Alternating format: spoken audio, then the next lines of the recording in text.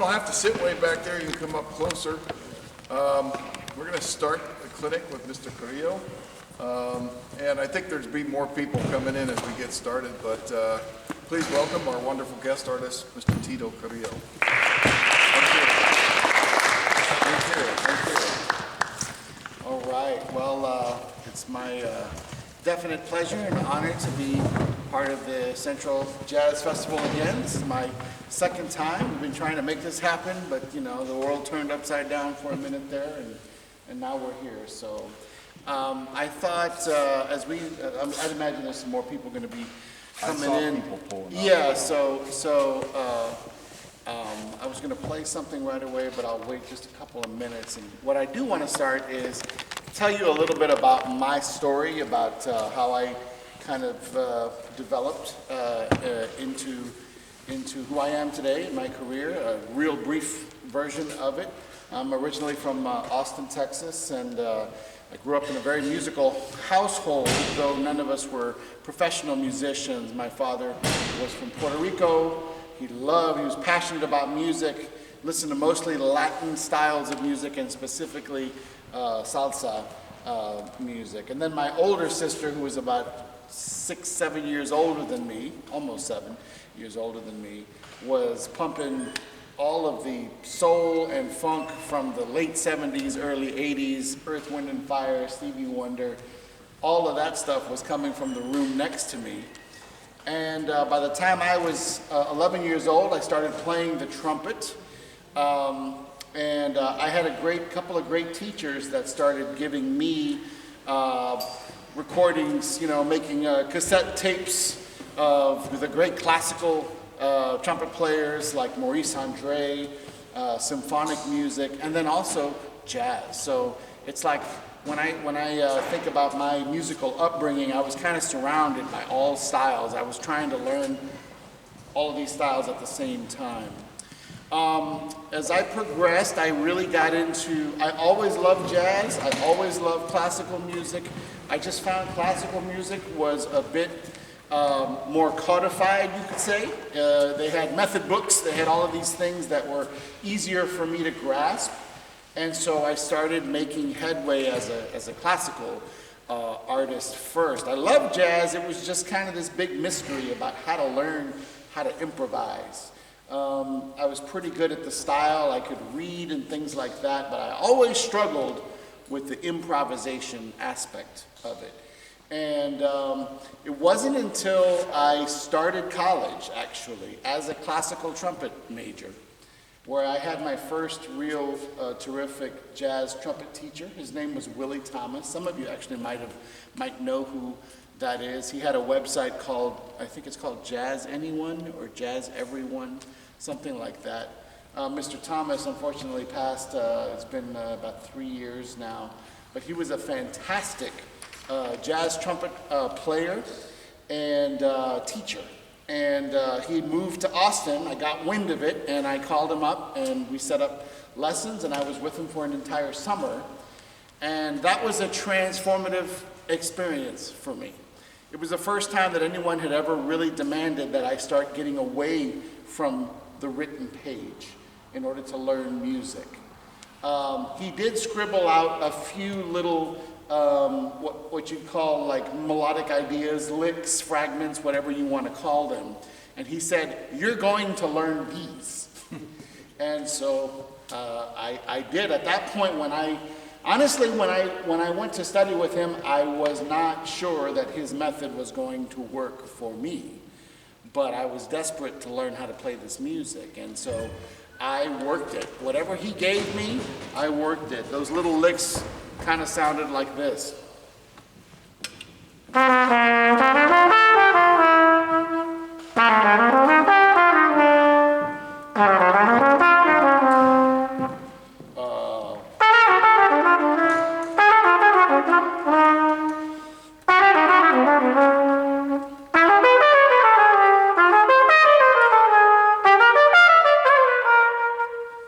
Very simple, short ideas. And what we did that was different in my previous experience with jazz was we decided to focus in on a small collection of tunes and learn them one by one. So we used the Jamie Ebersol method. We used one of the volumes only. In fact, I can tell you all of the tunes on it. It was volume 43, Groovin' High. And it had Groovin' High, it had A Night in Tunisia, All the Things You Are, High Fly, West Coast Blues, I'll Remember April, Bluesette, and I think that's about it. How do I know that? 30 some odd years later. Because that's all we played. We played those every single lesson. I had to learn one or two at a time, and he only wanted to hear me play his ideas over these tunes, okay? And it's kind of like a drill sergeant mentality, to be honest with you. And you know what? It was exactly what I needed at that time. He kind of took a lot of the guesswork from me out of it a little bit. And thankfully, I did not feel that hindered my creativity at all, because something started happening, a process started happening. I was learning music in a different way. It was going through a different pathway in my brain. You know, when you think of the way you all learned to speak English, or whatever your native tongue was, you know, you learned to speak before you ever went to school, or at least you started learning to speak, right? We pick it up by ear, the sounds that are coming from our parents, and then we try to mimic that, and we're not always perfect with that, right? And of course, our mistakes become like, oh, that's the cutest part of what you just said, you know. That reminds me of my youngest kid used to say, Dad, don't be ridiculous. I don't know why it just came on. But we pick it up orally, and it goes through the auditory center of our brain, as opposed to the cognitive understanding portion. Now, a lot of what we do in music education is really focused on the cognitive thing, and guess what? Things like reading and understanding rhythms and being able to interpret, those are really important things, right? But improvisation specifically, it goes through another pathway of our brains, and that's what started happening with me. By me just taking these little ideas and learning them by rote, and then plugging them into these melodies and these tunes, these jazz tunes that I was learning. Something started happening where when I went to go listen to my favorite artists and listen to their recordings, I could hear some of the material that I was learning. I was going to Clifford Brown and Freddie Hubbard, to great jazz trumpet players like that. And I could hear that they were playing these turbocharged, souped-up versions of what I was playing, right? So I went in full bore, and like I said, I spent 3 months with Willie. And by the end of that time, I'll never forget one time that he stopped me in the middle of my solo. And he said, "You've been checking out Freddie Hubbard." And that was finally like a kind of a validation that I was kind of on the right path, because Freddie was one of my heroes at the time. And but that just showed that I was starting to hear it didn't start, I wasn't born with this innate sense of hearing. It was through the hard work of the repetition that fed my ears, but then I started learning and getting away from the page in order to do that. So people ask me right now, Tito, how do you know if you know a tune or not? And honestly, it's this. To me, this is the final exam, is to be able to play a tune, pick up your instrument, play in rhythm, in time, you internalize the melody, and then you improvise over it, maintaining the rhythm, the swing, or whatever groove it's in, and maintaining the song structure in some way so that hopefully you can hear the song, it keeps going. So I'm going to play you a tune now. I don't even know what I'm going to play. How about I play one of those old tunes that I learned many years ago. Let's do Groovin' High. Okay, I didn't learn the intro at that time, but I know it now, so I'm going to play it for you anyway.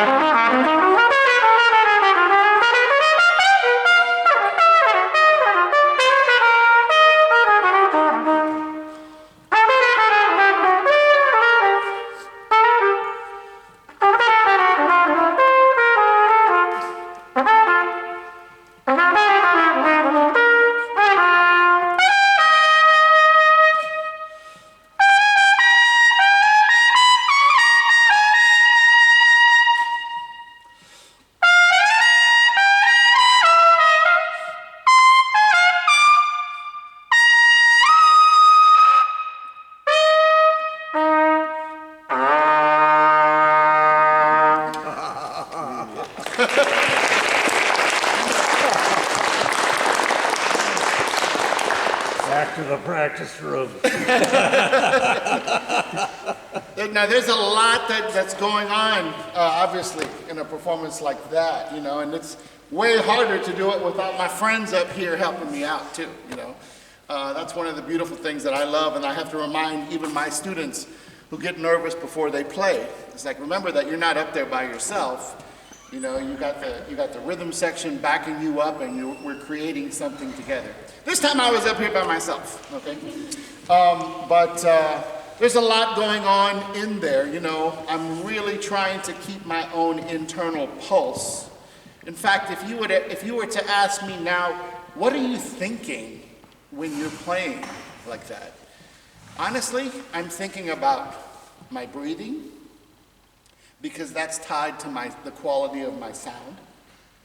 I'm thinking about my own internal pulse and keeping that rhythm, right?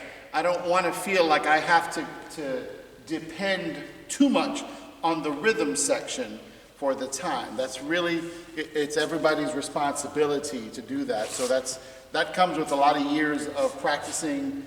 I practice with the metronome, yes, but I also practice with backing tracks. I happen to find backing tracks quite helpful in being able to keep time, play in time, and hear the harmonies going by. It's not ideal. Ideal situation would be to have my own personal rhythm section I can practice with every single day. It's not going to happen, right? So this is a nice simulation, okay? And then you're hearing me be able to flow, keep my ideas moving over the chord progression, the song structure. And that's the part that takes time. Trust me, I did not start out learning it that fast, and I certainly didn't start out learning it with that much information. When you hear me play now, you're hearing, you know, a good 35 plus years or so of trying to get better and trying to grow and do that type of thing. So please keep that in mind, okay? I would love to hear some of you play, if possible. Someone who wants to play with me. Do we have a rhythm section here? We got a drummer, right? You got a bass? I play piano. You play piano? A little bit, yeah. I want to hear you on trumpet too, though, is the only thing. Is there anybody else on piano? You can play piano for now. Well, let's get everybody up here and set up. I'll tell you what, you can start out on piano, bring your trumpet up, and then when it's your turn to play, you'll pick up your trumpet and you'll go, okay? Any questions about anything I've said so far? I know that jazz and improvisation in particular can seem very, very intimidating. I think there's a lot of reasons for that. Number one, there's no one way to play, right? And you could be practicing one of a million things at any one time. I mean, that was one of my frustrations when I started practicing. I wasn't sure after I'd practiced, am I getting any better? And the reality is the mindset, and I had to learn this, my mindset had to shift in one of more like curiosity and discovery rather than are you playing right or wrong. It's kind of like when you got to do a science project when you're in 6th grade and you got to build like a paper mache volcano. You get to do that. You get to like do something fun. Or maybe when you play with a group of people and you just come and invite them over to your garage and you just work out tunes and you just jam together. It's something that's fun. So for me, that was the attitude I had to start adopting, like going to the piano and learning a chord quality and really sticking with it. And like, wow, that's beautiful. That minor ninth, that's gorgeous. That's a great sound. There was a time where minor ninths were just blowing my mind, for example. You see what I'm saying? And then you learn a tune maybe built with minor ninths in it. It's a step-by-step process. You do what you can do that day, and then always, always, always, really important, make sure you're playing tunes, compositions that are tied to jazz. Because it's going to feel very difficult. You're going to feel disconnected from the jazz community if you don't have some kind of common ground. And we're going to demonstrate that for you right now, because we never played together in this context before. But we're going to call a tune that we all know, and we're going to make some music together. Okay? So, great. Going to man the drum kit. Not sure if we have power. Yeah.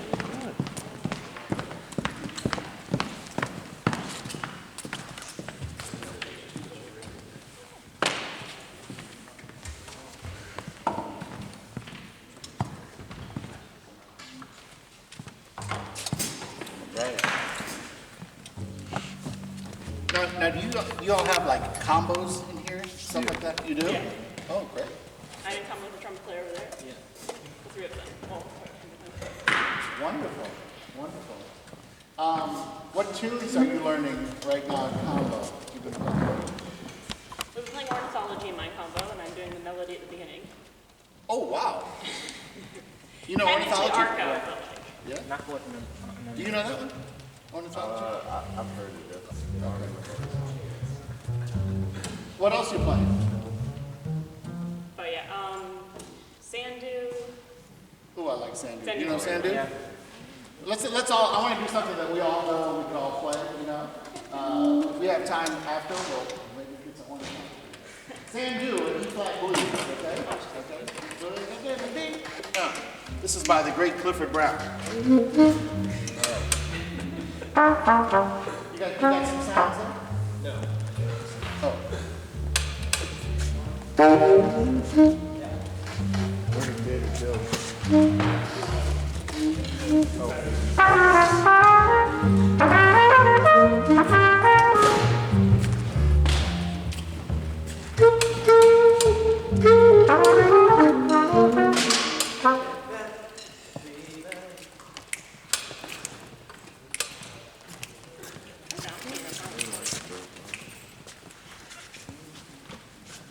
We working on power? Yeah. Okay. Okay. Don't worry, I'll stall.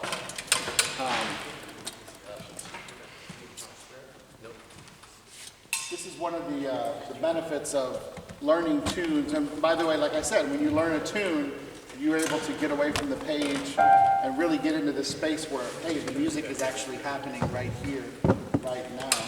And a tune like Sandu, you know, you travel around the world, you're going to find musicians. There'll be a jam session somewhere where you can connect and play with people that you don't even share the same language, but you definitely can share this language.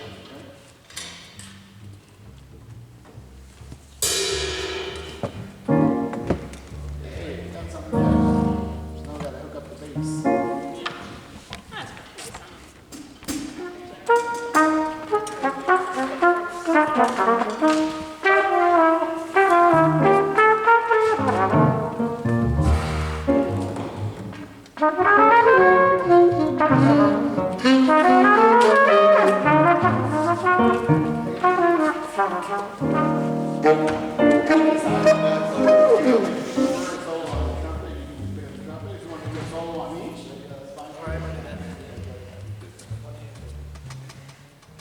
Almost got the bass. You can pull the Nicholas Payton, you know Nicholas Payton is? Playing here and it's got the chords. How many years is the section?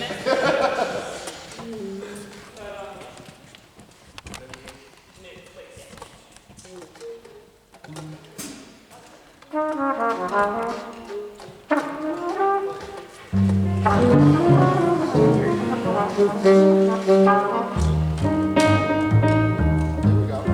There we go. Perfect. We're ready. We're ready. Here we go. Play the head twice. And then you guys start solos first, okay? 1, 2, 3, 4.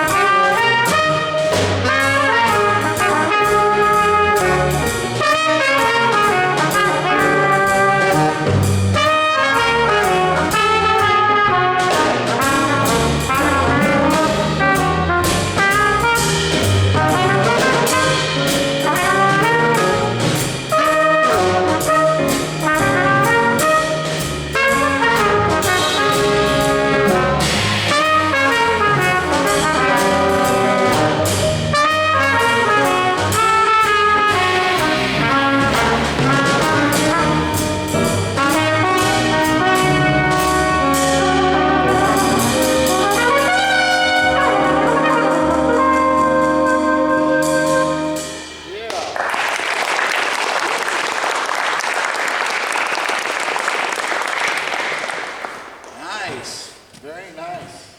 Thank you for dealing with our situation here with the keyboard. But how about it for Connor on both keyboard and trumpet?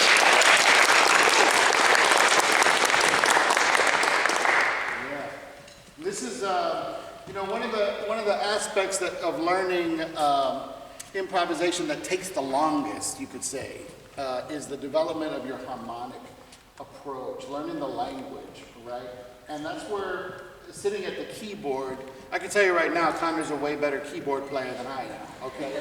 I usually use the keyboard to help me in writing tunes, not in playing in real time. So we've already exposed right there. But I love that you're already feeling comfortable negotiating, right? And it makes a huge impact as a horn player where we can only play one note at a time to be able to see the entire chord structure right there in front of you. I would love to hear some of your comments of our performance, things that you heard, things that stood out to you, or things that you might have had any questions about. Anybody? What'd you observe as we were kind of passing the baton around?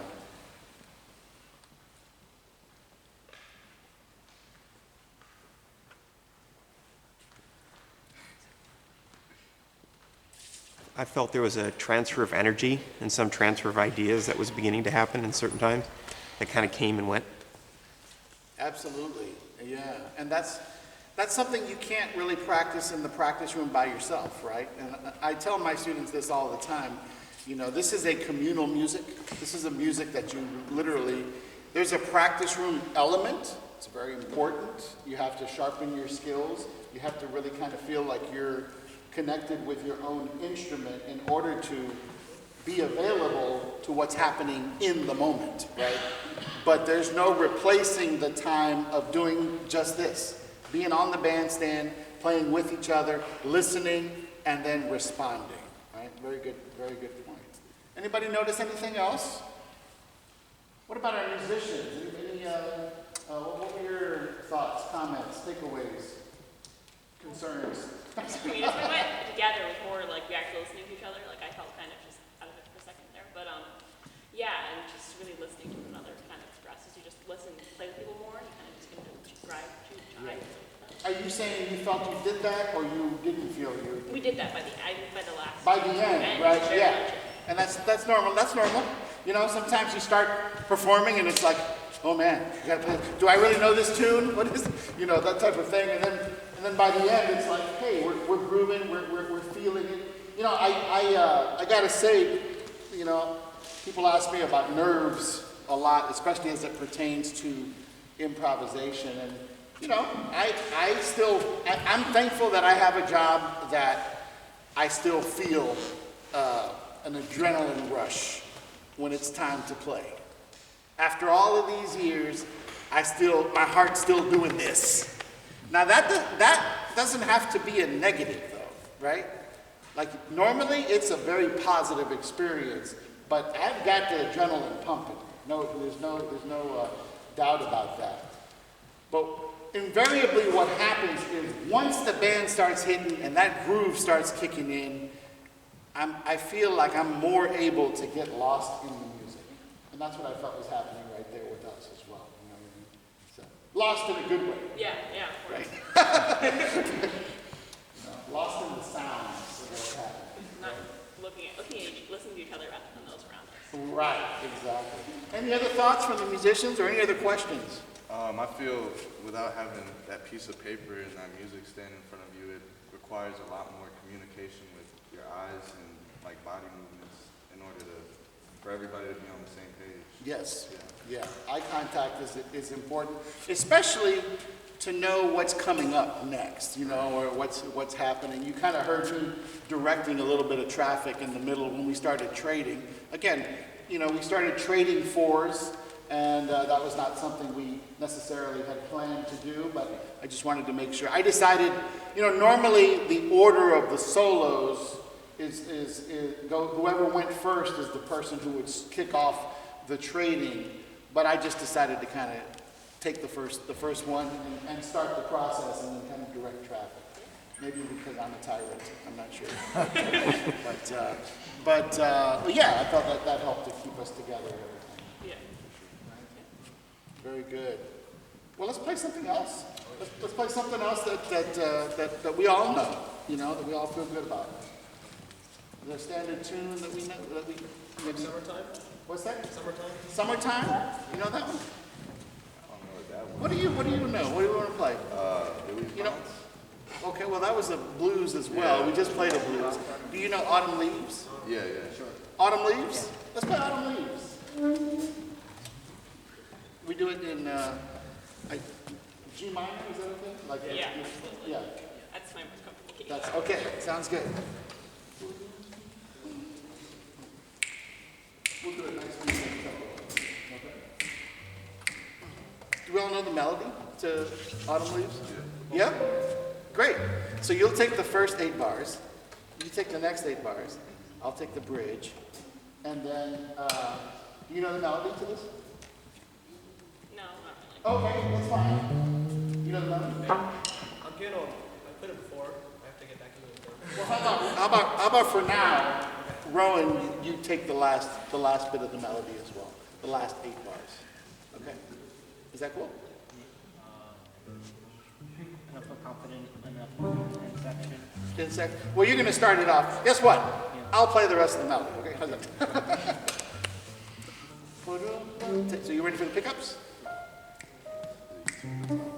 He's going to play at the top. Here we go. A 1, 2, 3, 4, 1.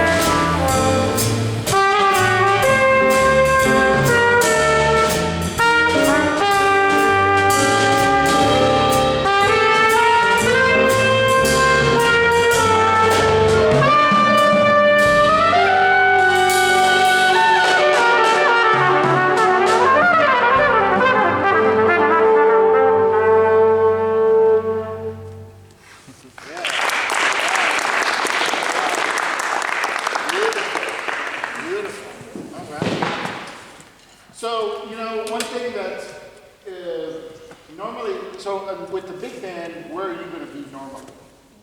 All the way back there, next to the drummer, right? So that's one of the difficulties of our setup right now is that you're not right there with them. That being said, the groove felt good. It was feeling good throughout. So kudos to you. That's one thing that. One thing I can give me your name. John. One thing I could use more from you is when you throw in accents, anything you do with the left hand, for example, on the snare or whatever, all of that conversational stuff, even when you're playing mezzo forte, can come out more. So let's say you're, you know what I mean? Like those things can come out more, and that's going to give more pop, and it's going to cause it to be more swing and feel better like that. You know what I mean? What you were doing was great. I mean, it was swinging. I can tell you listen to this music because he's got the language happening. He knows what the swing style is supposed to be. So this is just, if I had a little mixer, it's like whenever you do the snare stuff, bring that on more. And that's kind of a personal thing of mine. I want to talk to Rowan a little bit. One thing, since we're trumpet players, so we're going to talk trumpet just a little bit. You got a beautiful sound. You got the right setup now. Look at this, the beautiful new horn. I love that. That's prettier than mine, man. What's going on, man? No. When I watch you play, I see your mouth, you know, your embouchure kind of moving around. There's nothing wrong with your embouchure. You, I think I noticed, like, right here, like, you see front teeth are crooked. Yeah, That's okay. That's all right. My teeth, I've never had braces before, so I'm not going to smile right now to prove it to you. But yeah, that's okay. You know, as long as it's not uncomfortable for you. You know what I mean? What I wanted to talk to you about was really about the outside musculature right here. And if you notice when I play, whether I play middle, low, or high, I'm really trying to keep everything here stable and together with a minimum amount of movement. Check this out. I'm going to just play a scale for you.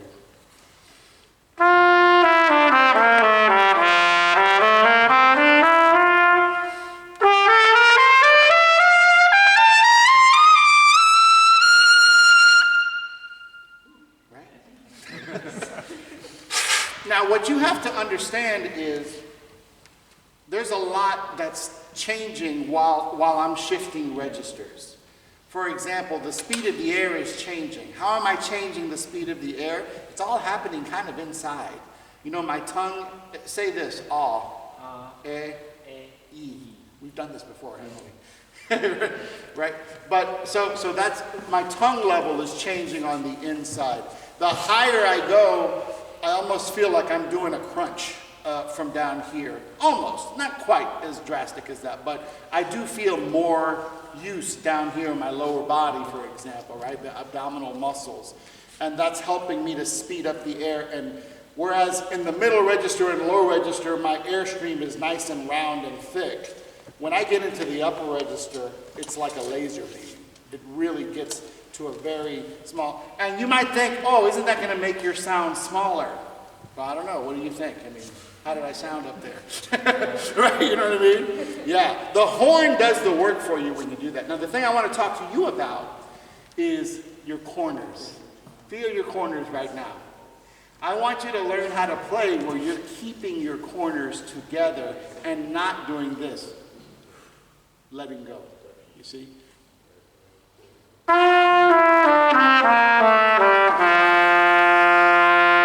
see how I just kept everything together? I didn't allow it to come. Maintain a flat surface here while you blow. Let's try. Good. If you don't mind, I'm going to kind of touch right here while you play that again, okay?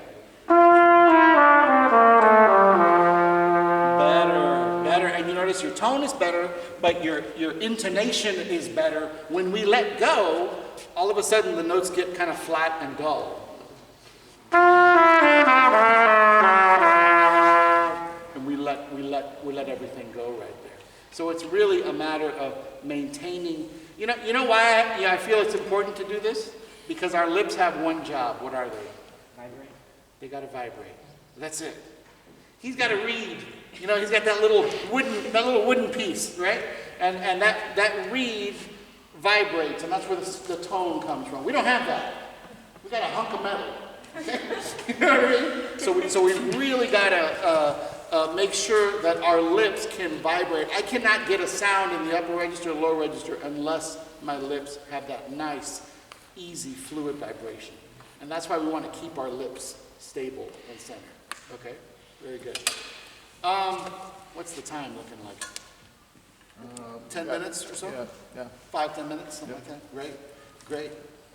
I love what I'm hearing from you, Lawrence. I love the feel. I love, one thing that really stands out to me when I hear Lawrence play is I feel he's putting a lot of himself behind each note, right? Like, it's one thing to understand what the notes you want to play over the song, over the chords. It's another thing to be singing them in your mind when you play them, right? And I'll tell you, people can feel that energy, right? Am I right about that when you hear a play, right? You definitely can feel that energy. So I love that. You had asked me a question about harmony or something like that, but what I love right now is that you're really hearing, I get the sense you're really hearing what you play right now. You know what I mean? So there's always steps when we start learning harmony, and I always start my students getting into some more language with the blues. You know, a lot of people know the first blues scale, but there's actually more sounds associated with the blues. In fact, this tune that we just played, Sandu, has all the components. I actually use this tune to teach my improvisation course at college, because when we talk about the language of the blues, this little tune has all of these aspects, different aspects of it. So we often start with the regular blues scale. I like to call that one the minor blues scale, or you can call it the dominant blues scale, right? But Sandu doesn't start like that, does it? What is that? Major blues. Yeah, another way to say it is like the major pentatonic scale. It's got a fancy word. And oftentimes what blues and jazz artists do is they combine it with a blue note. They'll add the flat 3. So that scale sounds like.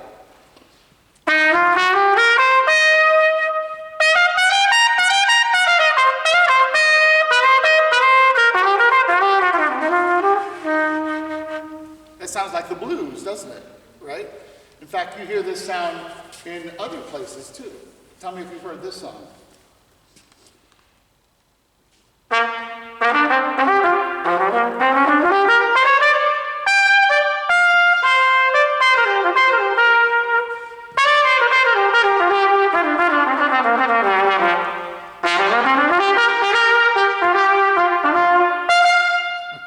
Who knows that? What is that? My man! Peter knows that. Sir Duke by the great Stevie Wonder. Why did I play that? Because that entire horn line, by the way, everybody in the band plays it in the middle of that track, right? That entire line is one scale, the major blues scale. There's not one single note outside of that scale, right? And then as we play Sandu further,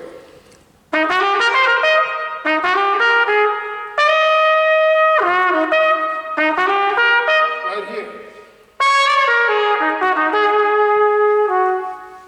That's a variation of the minor blues scale. We call that the minor pentatonic. It's like a blues scale, except one of the notes has been deleted, the flat 5, right? So that has a unique sound.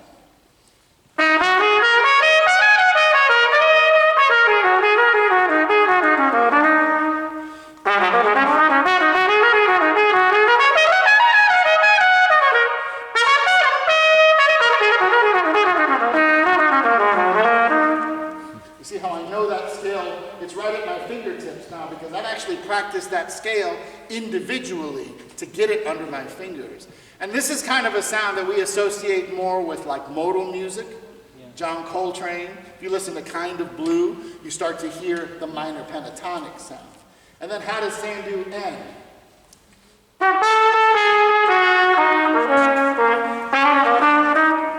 That's the blues scale that we all know and love. You see what I'm saying? So this one little tune combines the language of the blues.